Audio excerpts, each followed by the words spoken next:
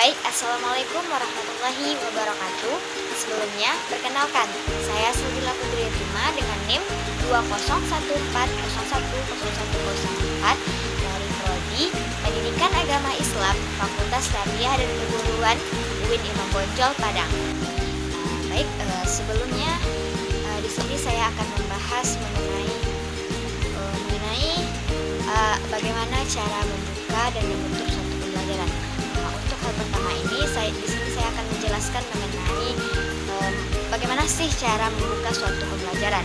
Nah, sebelum masuk ke tata cara bagaimana membuka suatu pembelajaran, di sini saya akan menjelaskan dulu apa sih itu membuka suatu pembelajaran.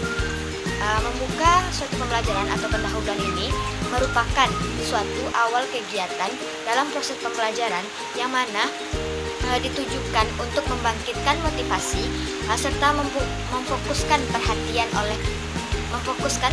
peserta didik agar mereka dapat berpartisipasi aktif dalam suatu proses pembelajaran.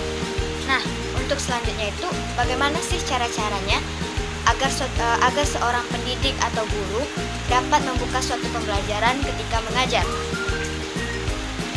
Dalam hal ini, hal yang pertama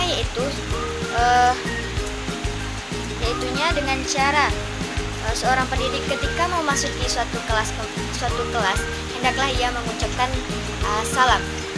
Untuk yang kedua, yaitunya ketika mengucapkan salam, ketika seorang guru telah masuk ke dalam suatu